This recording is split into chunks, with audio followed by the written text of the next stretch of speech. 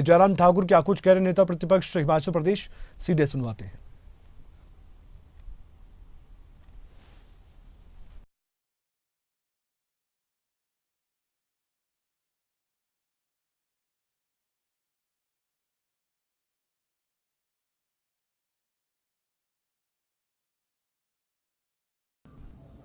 चाहे राम मंदिर निर्माण की बात करें, चाहे हम गरीब कल्याण की बात करें, 80 करोड़ लोगों को मुफ्त राशन देने की बात करें, और चाहे 25 करोड़ लोगों को गरीबी रेखा से ऊपर ले आने की बात करें, ये ऐसे बड़े लक्ष्य थे जिन लक्ष्यों को आदरणीय मोदी जी के नेतृत्व में हमने सफलतापूर्वक पूर्ण किया है।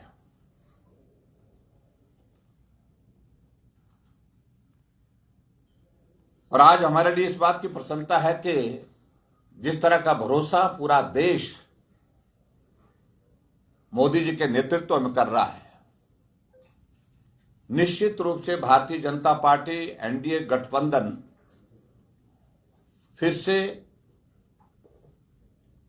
देश में सरकार बनाने जा रहा है और आदरणीय प्रधानमंत्री नरेंद्र मोदी जी तीसरी बार देश के प्रधानमंत्री बनेंगे, इस बात को लेकर के कहीं कोई कंफ्यूजन नहीं है।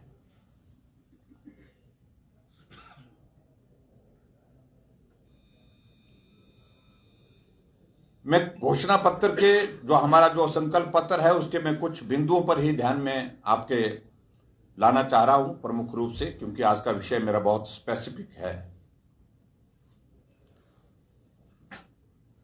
सबसे पहली बात तो जो 80 करोड़ लोगों को मुफ्त राशन देने की व्यवस्था आदरणीय प्रधानमंत्री नरेंद्र मोदी जी ने की है, उस व्यवस्था को भी आने वाले समय में जारी रखा जाएगा। इस बात का भी हमारा एक कमिटमेंट है,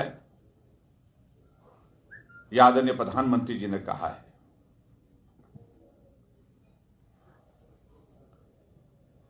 और इसके अतिरिक्त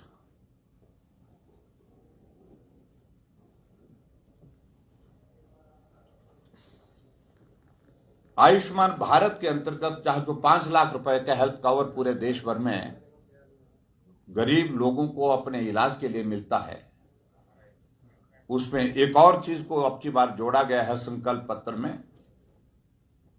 70 साल की आयु से ऊपर के सभी बुजुर्गों को उसमें शामिल किया गया है, जो पहले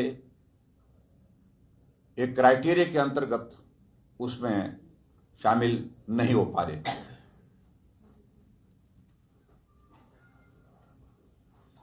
और इसके साथ साथ में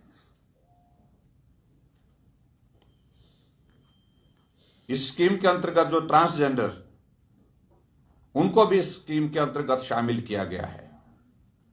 ये 2 नई एडिशन जो आयुष्मान भारत के अंतर्गत की गई है।